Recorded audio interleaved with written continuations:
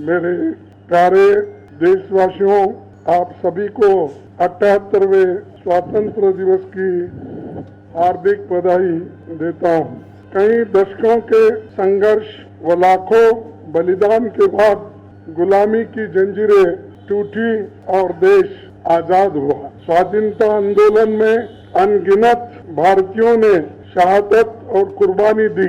हम स्वाधीनता आंदोलन के सभी नायकों को नमन करते हैं। महात्मा गांधी जी, पंडित जवाहरलाल नेहरू जी, सरदार वल्लभ भाई पटेल जी, नेताजी सुभाष चंद्र बोस, मौलाना आजाद, राजेंद्र प्रसाद जी, सरोजिनी नायडू जी और बाबा साहब अम्बेडकर जैसे अनगिनत राष्ट्र नायकों ने नए भारत के निर्माण में ऐतिहासिक भूमिका निभाई। गर्व से लहराता हमारा तिरंगा अनगिनत योद्धाओं एवं देश प्रेमियों के बलिदानों की याद दिलाते हैं, जो हंसते हंसते फांसी के फंदे लटक गए या फिर अंग्रेजी सैनिकों के गोलियों के शिकार बने। आजादी की लड़ाई में सभी जाति, धर्म, संप्रदाय और क्षेत्र के लोगों ने हिस्सा लिया और हर आदमी अपना देश के लिए कुछ ना कुछ त्याग किया। सभी प्रांत, भाषा, प्रदेश के लोग मिलकर एक सशक्त भारत राष्ट्र का निर्माण करते हैं। अनेकता में एकता हमारी ताकत है और एक कमजोरी नहीं है। कुछ लोग आज ये प्रचार करते हैं कि आजादी आसानी से मिल गई थी, पर हकीकत ये है कि लाखों लोगों ने कुर्बानी दी, अपना घर बार छोड़कर भटकते रहे। संपन्न घरों के लोग भी आजादी के लिए जिंदगी का बड़ा हिस्सा जेलों में काटा। क्रांतिवीर ने योगदान के याद करने और उनके विजन पर चलने की जगह आज के हुक्मरान विभाजनकारी सोच को बढ़ावा दे रहे हैं। वे केवल नफरत फैलाने की मंशा से विभाजन विभीषिका दिवस मनाते हैं। जिन्होंने आजादी के आंदोलन में भाग नहीं लिया, वो कांग्रेस पार्टी को नसीहत देते हैं, नाखून कटाकर शहीद बनते हैं। यह ऐतिहासिक सच है कि उनकी नफरत भरी राजनीति ने ही देश को दो टुकड़े में बांट दिया। ये विभाजन उन्हीं के कारण हुआ। अपने स्वार्थ के लिए जानबूझकर अंग्रेजों की षड्यंत्रकारी सोच फूट डालो और राज करो को आगे बढ़ाने का काम संघ परिवार ने किस तरह किया है और इसके प्रमाणों की कमी नहीं है। 2022 से मोदी सरकार हर घर तिरंगा अभियान चला रही है। हमें खुशी है कि 6 दशक के बाद इनको प्रायश्चित करने की सूझी। अपनी गलती का एहसास हुआ।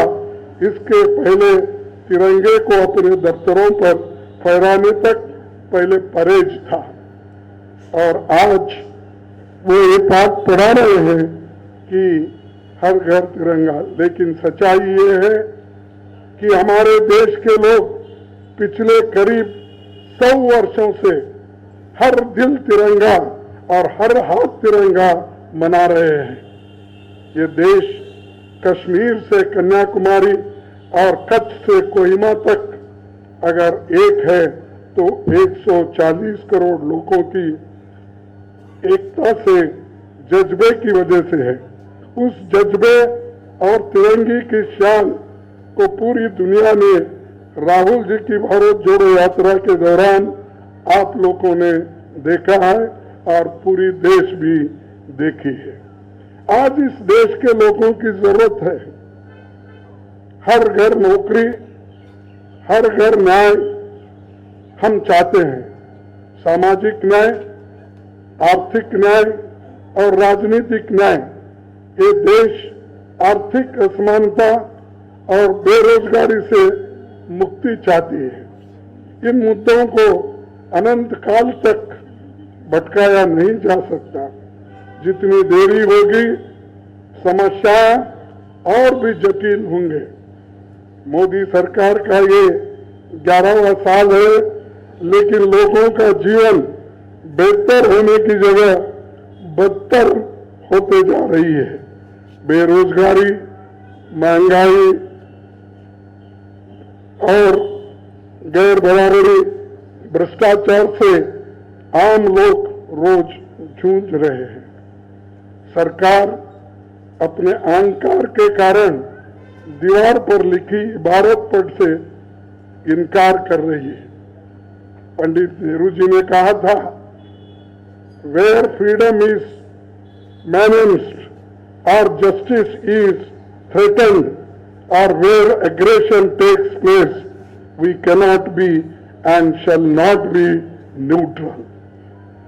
ये पंडित जवाहरलाल नेहरू जी का कहना है।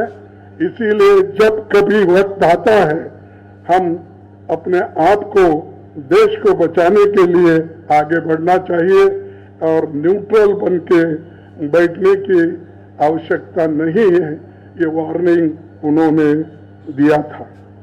मैं यहां से कांग्रेस के कार्यकर्ताओं को संदेश देना चाहता हूं कि आप जनता के बीच बुनियादी मुद्दों को लेकर बने रहिए, उनकी परेशानी को सुनिए और उन्हें बताइए कि देश में बदलाव की हवा चल पड़ी है और उसमें आप ज्यादा से ज्यादा हिस्सा लेकर आगे बढ़े।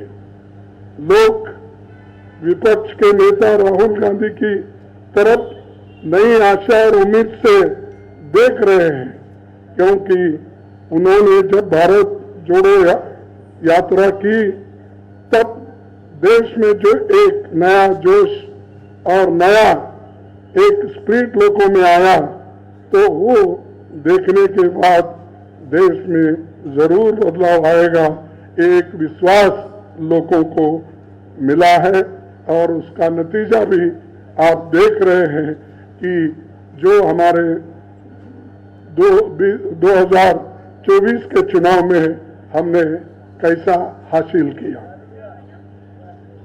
कांग्रेस पार्टी इस देश के लोगों के तरक्की और बेहतरी के लिए प्रतिबद्ध है।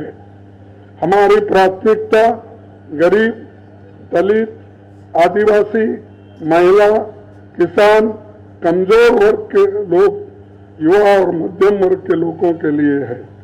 हम उन्हें अपनी योजनाओं के लक्ष्य के प्रथम पंक्ति में रखेंगे। हम सुनिश्चित करेंगे कि ये देश फिर से तरक्की के रास्ते पे आगे बढ़ेगा और हम सब कांग्रेस पार्टी की कार्यकर्ता और लोग इसमें बराबरी का हिस्सा लेकर देश को बचाएंगे। आप सभी को एक बार फिर से स्वतंत्रता दिवस पर शुभकामनाएं मैं देता हूं और मेरे अल्प भाषण को समाप्त करता हूं। जय हिंद, जय कांग्रेस।